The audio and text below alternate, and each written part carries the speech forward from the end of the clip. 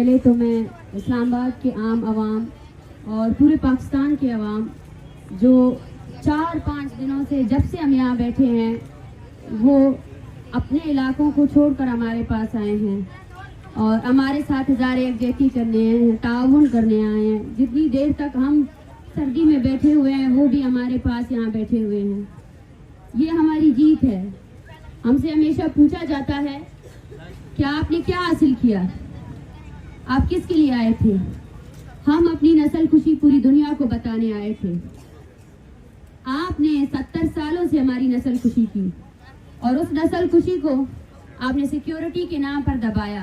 हमारे मासूम लोगों को मारकर आपने अपना सीना चौड़ा करके कहा कि मैंने दहशतगर्दों को मारा है।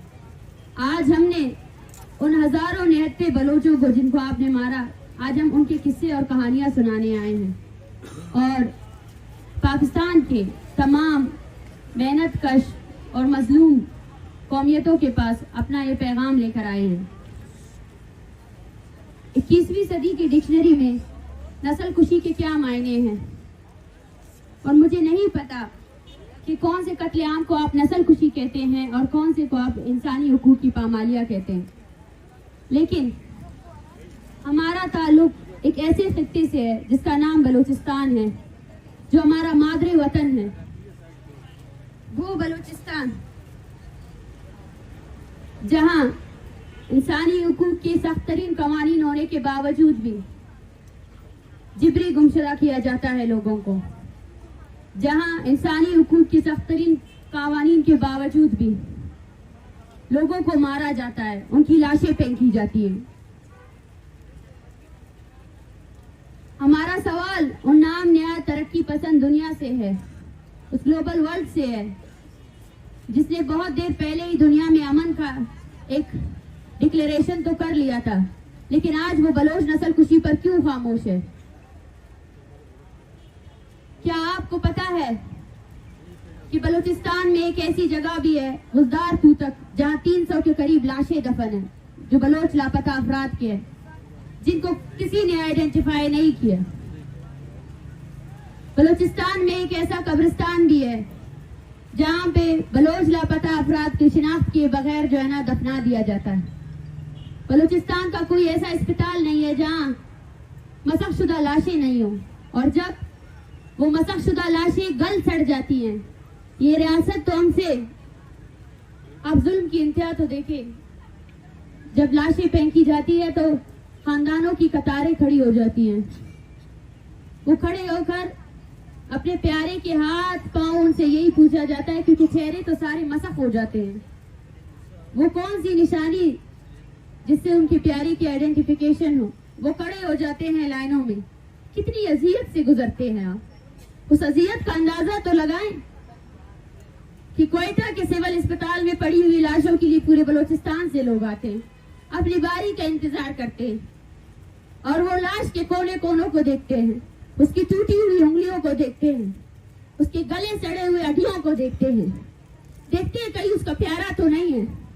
उस तलाश को देखे, उस तड़प को देखे कि बलूचिस्तान की माए लाशों का भी इंतजार कर रही है, क्योंकि वो तकलीफ में है।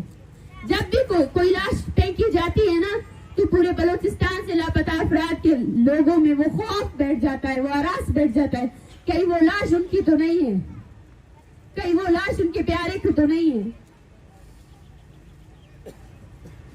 बलूचिस्तान को कॉलोनी बनाने वालों से मैं कहती हूँ कि आपने हमारे देहात, हमारे लोग, हमारे घरों में अपनी छावनियां बना रखी है। क्या आपको पता है कि बलूचिस्तान में जाऊ से लेकर मकरान, कोलू, ऐसे हजारों की तादाद में लोग हैं जिनको फोर्सफुली दरबदर किया गया है, जो अपने इलाकों में नहीं है, जो अपने घरों में नहीं है।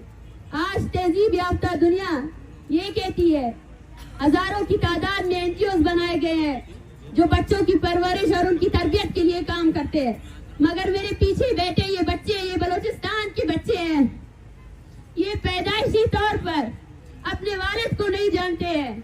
अपने वालिद उनसे उनका बचपन का हक छीना गया है। कुछ अदारे यहाँ इस्लामाबाद में आए, उन्होंने कहा हम इन बच्चों को किताबों से जोड़ेंगे, उनको खेलना कूदना सिखाएंगे, यकीन करें हमारे बच्चे खेलना कूदना भूल चुके हैं। वो बस उस तस्वीर को उठाए बैठ जाते हैं। जिस उम्र में आप अपने बच्चों को बोलना सिखाते हैं उस उम्र में हमारे बच्चे नारे लगाते हैं। जिस उम्र में आपके बच्चे जो है ना आपके स्कूलों में पोएम्स और नज़में नहीं गा सकते हैं, उस उम्र में हमारे बच्चे जो है ना तकरीरें करते हैं। जिन तकरीरों को आप पोस्ट कर रहे होते हैं उस अमल को देखें जिस अमल से हमें खुशी नहीं है। मैं नहीं चाहती कि अली शेर तकरीरें करे। मैं नहीं चाहती कि खलील अहमद के जो 3 बच्चे हैं उनके बचपन की यादें ये पोस्टर्स बने, लेकिन बनाए गए हैं। ये वो जबर है जो किसी ने नहीं देखा। खवातीन के हुकूक पर बनाई गई सारी तंजीमें क्या जानती है कि बलोच खवातीन किस अमल से गुजर रहे हैं? बलोच खवातीन जो इज्तिमाई ज्यादती का शिकार है। बलोच खवातीन, ये पीछे जो लोग बैठे हैं ना, ये वो विटनेसेस हैं जिनके प्यारों को आपने गुमशुदा किया, लेकिन वो आज भी आपके सामने खड़े हैं। उनकी जिंदगी के एक एक लम्हे को आप अगर देखें और सोचे ना तो आप उस दर्द और तकलीफ को सोच ही नहीं सकते हैं। बलूचिस्तान में वो लोग जो इंसानी हुकूक पर बात करते हैं, जो कौमी जद्दोजहद करते हैं, एक्टिविस्ट, सहाफी, टीचर, जब वो अपने हक के लिए बात करते हैं तो आपकी बेशरम, मैं बेशरम ही कहूंगी, बेशरम रियासत जो है ना जाकर उनकी औरतों को अबडक्ट करती है, जाकर उनकी औरतों को जो है ना अगवा करती है और उनको इज्तिमाई ज्यादती का निशाना बनाती है। ये है बलूचिस्तान का वो चेहरा, ये है आपका रियासत का वो चेहरा जो आपको किसी ने नहीं दिखाया। मैं अब जब सोचती हूँ कि डर क्या था उन्हें, जब हम इस्लामाबाद आए तो उनको डर क्यों था कि हम नहीं आए, और आज जो ये बौखलाहट का शिकार इंतजामिया है वो डर रहे थे कि बलूचिस्तान की माएं उनके करतूत लेकर आएंगे, पूरी दुनिया को बताएंगे कि इस्लामी जमहूरिया पाकिस्तान में जमहूरियत कहाँ है, पूरी दुनिया को बताएंगे कि इस्लामी जमहूरिया पाकिस्तान इस रियासत की बुनियादें कितनी खोखली है, इसके अदारे कितने खोखले। आपने इस पैगाम को, इस आवाज को छुपाने की कोशिश की, लेकिन आपको ये नहीं पता है कि ये आवाज नहीं ललकार है। आज भी पूरे बलूचिस्तान से हमें कॉल आ रहे हैं, सब चाहते हैं कि वो आए इस्लामाबाद में बैठे, आए इस्लामाबाद को वो घिनौना चेहरा उनकी रियासती सिपाहियों का दिखाए जो उन्होंने कभी नहीं देखा है। क्या आपको पता है, आप में से सबके बच्चे होंगे और आप अपने बच्चों को तालीमी अदारों में भेजते हैं पढ़ने के लिए।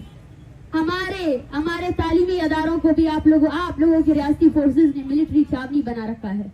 बलूचिस्तान यूनिवर्सिटी में एफसी का एक कैंप कायम है, ब्यूटन्स में एफसी के एहलकार जो है ना मशकें करते हैं, फौजी मशकें करते हैं। बलूचिस्तान में जो है ना आपकी रियासती फोर्सेस ने वीडियो स्कैंडल में, औरतों की वीडियो स्कैंडल में मुलविस रहे हैं आपकी रियासती फोर्सेस।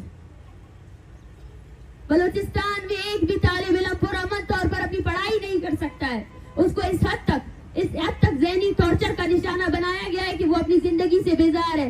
बलूचिस्तान में आधी से ज्यादा आबादी मेंटल डिप्रेशन का शिकार है। बलूचिस्तान में एक नौजवान जो 21 साल का है उसको नींद नहीं आती आप लोगों की वजह से। आप इस दर्द को, इस कर्ब को कब तक छुपाते रहेंगे?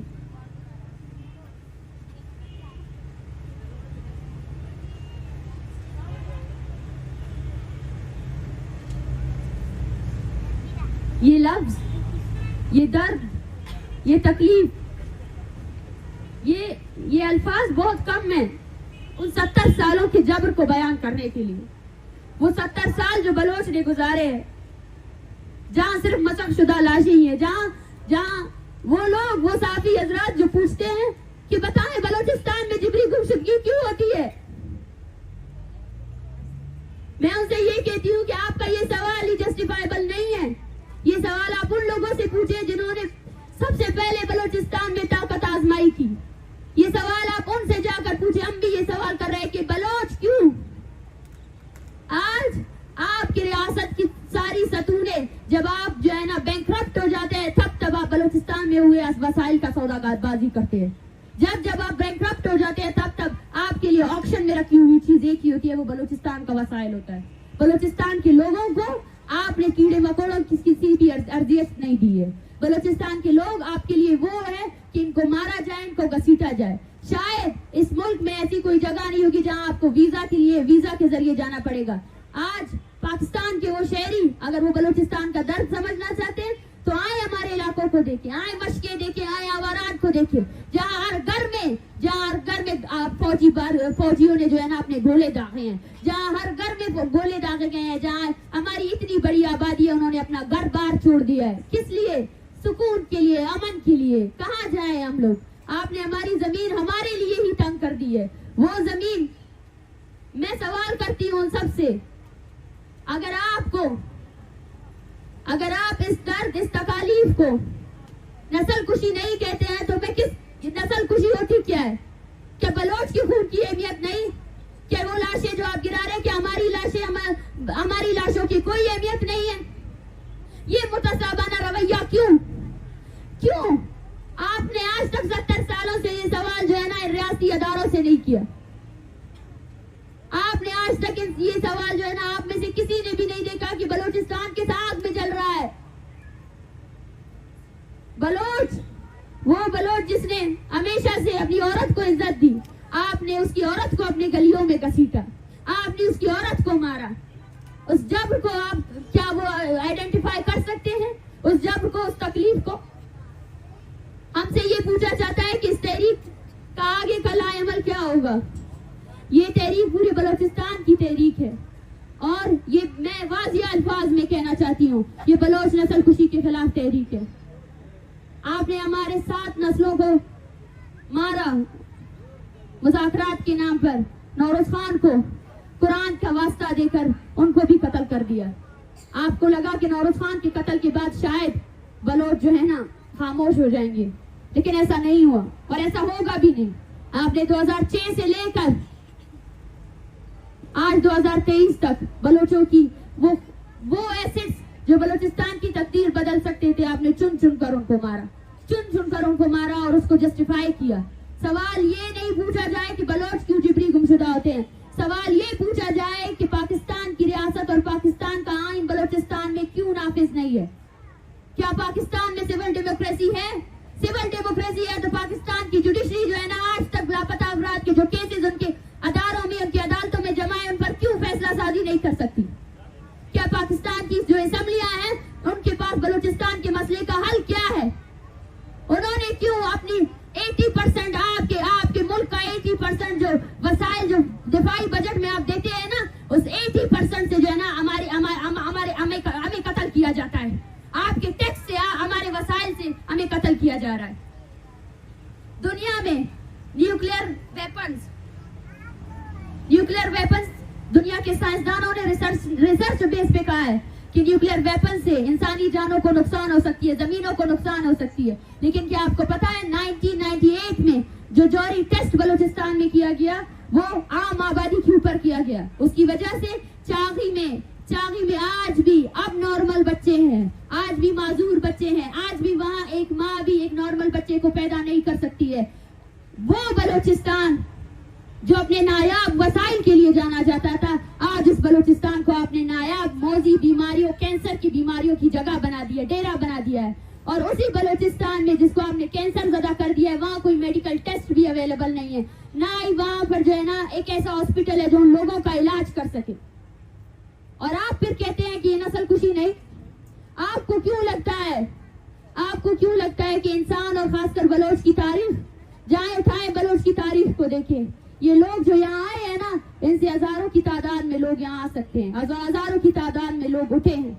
ये अपने खानदानों को नहीं भूलेंगे और ना हम भूलने देंगे, क्योंकि हमारा वजूद एक कौम की हैसियत से है। हम इज्तिमाई तौर पर जीते हैं और इज्तिमाई तौर पर मरते हैं। अगर आपको आप बलोच से छुटकारा चाहिए तो आप अपने एटमी बम बलोच पर मारकर उसको खत्म कर सकते हैं, उसके अलावा और कोई रास्ता नहीं है। जब तक वो लाश बालाज की नहीं थी, वो बलूचिस्तान की थी और वो बलूचिस्तान उसके लिए सरापा एहतिजाज है। हम वो कौम है जिन्होंने इज्तिमाई तौर पर जिंदगी की है और इज्तिमाई तौर पर ही हम अपनी कौम का बका करेंगे। Thank you.